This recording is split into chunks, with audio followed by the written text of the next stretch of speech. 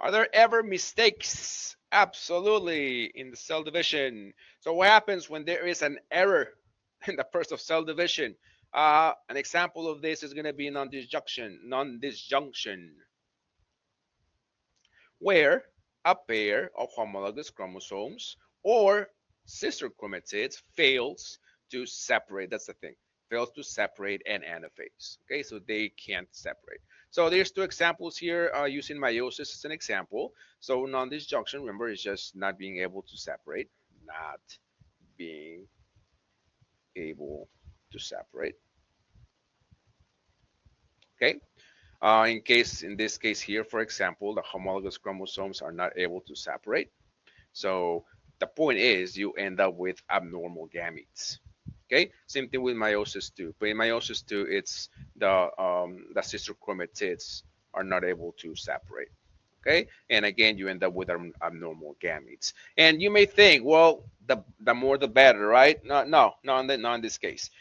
We need to have exactly 46 chromosomes. All right. If we have more or less, it's an issue. It's a problem.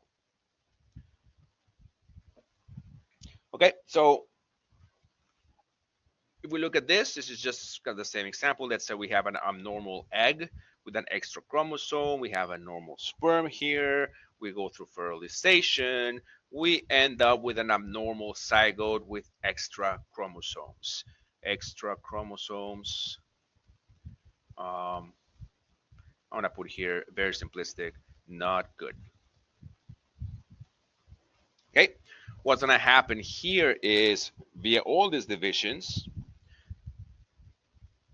abnormality,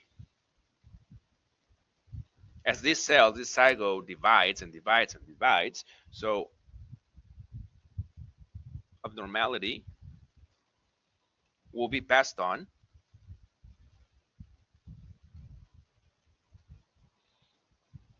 to all embryonic cells, to all embryonic cells. Okay. If the organism survives, which is not very usually it's not viable. Okay, when you have more chromosomes, it's usually not viable, and that's the reason why many people miscarriage. Okay, because there's an abnormality in the number of chromosomes. But if it survives, if this organism survives, uh, it's gonna end up with a abnormal karyotype. Remember, karyotype is gonna be the picture of all of your chromosomes, right? Which leads to obviously some kind of medical disorder. Okay, due to due to abnormal number of genes. Okay, and like I said, when this happens, it usually never ends up uh, the zygote doesn't end up being viable. Most of the times, it just leaves the body, right? But sometimes we end up uh, the zygote ends up uh, to survive, right? And this is an example. One of the main examples of these kind of issues is Down syndrome. Trisomy 21, also known as trisomy 21, it has three chromosomes, or 321 chromosomes. This is an autosomal disjunction. That means it comes from those 22 pairs, right? Remember, we have 22 autosomes. Let me put that here so you remember 22 autosomes. Oh, sorry, 22 pairs of autosomes, and we have one pair of sex chromosomes. Okay, again, this is going to be a karyotype. Okay, that's your karyotype. That's the picture of your chromosomes, and here it is when this is trisomy 21. There's three number 21 chromosomes, all right, which leads to Down syndrome. Now, can this only happen in autosomes? No, no. This is probably a little more familiar, not familiar, but it's probably more prevalent than you think it is. So this can also happen in the sex chromosomes when we can have more than what we need, right? So, for example, there's what happens when you get an XXY. Those are three chromosomes, right? Two X's and one Y. This is known as Klinefelter syndrome because there's a Y.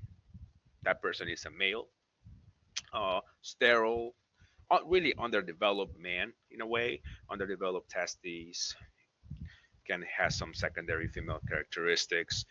Another example would be this. This is XYY. Kind of normal male, but slightly taller than average. It depends on who you ask. All right, I think your book kind of doesn't really give you all the main it just gives you the main symptoms, but usually there's some differences between all of them, all right? Because this is not normal, okay? This is not normal. Well, it's not supposed to be normal, right? It's three chromosomes in it's just not normal, right? So in case of the XXX, this lady has three chromosomes, and this lady here has just one X, and that's it. Okay, and this is actually Turner syndrome.